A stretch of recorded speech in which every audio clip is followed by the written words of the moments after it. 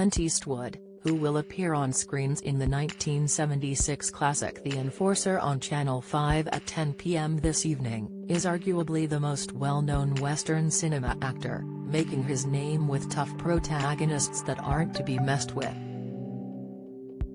However, before he picked up prominence as the cowboy anti-hero, Eastwood was allegedly challenged to a real duel by his co-star's husband in 1968.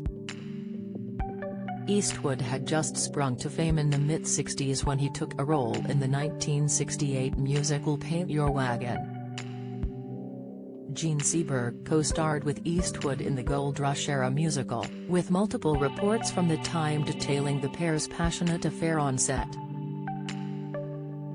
At the time, the Dirty Harry actor was married to his first wife, Margaret Neville Johnson, and Seberg was wed to her second husband, French novelist Roman Gary. Seberg was allegedly smitten with the Gran Torino actor, and even explained to her husband that she had fallen in love with someone else.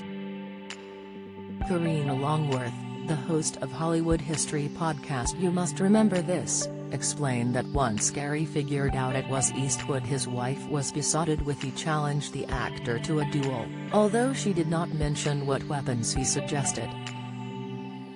She spoke about the duel on the podcast, they never went through with it, and instead Roman left, and Gene called her publicist to confess she was madly in love with Clint Eastwood, and she needed help announcing she was getting a divorce. Seberg allegedly believed Eastwood was equally devoted to their relationship and that it would endure long after the filming ended. Although the actress divorced her husband, Eastwood didn't display the same amount of devotion to his co-star, as he would stay married to Johnson until 1984. In fact, at the time Eastwood, now 92 years old, already had 3 children, 2 other mistresses and a reputation as a serial cheater. Eastwood's first widely reported affair took place just a year after he got married and resulted in his daughter Lori, who was given up for adoption according to Eastwood biographer Patrick McGilligan. Stunt woman Roxanne Tunis also had a widely reported, 14-year-long relationship with the actor and fell pregnant with another daughter, Kimber, in 1964. Eastwood's first child with his wife, son Kyle, was born the same year as Paint Your Wagon. By the end of filming, the $1 Million Baby actor moved on almost immediately, leaving Seberg heartbroken and traumatized.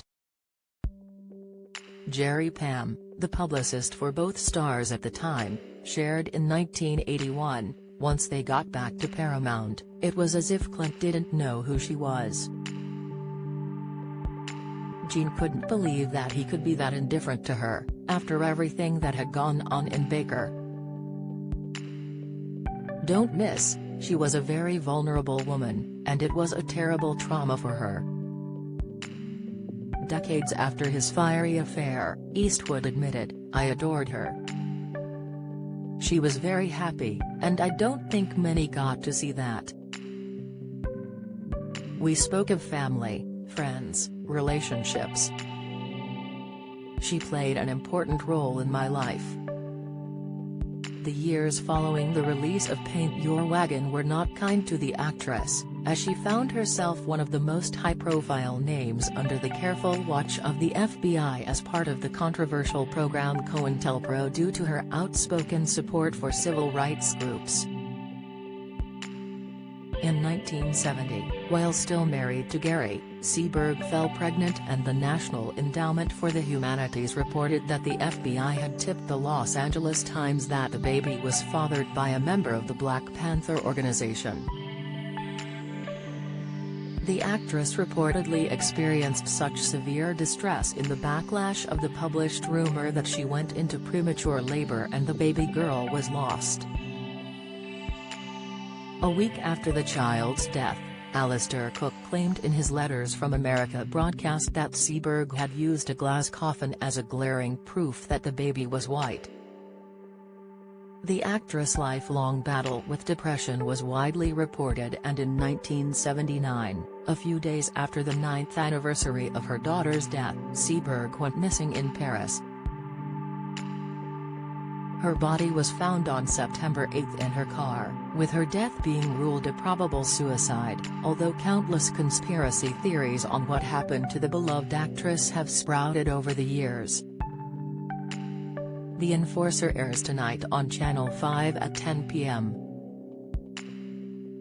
If you are struggling and have suicidal thoughts, know you are not alone and that help is available. Please contact any one of the following.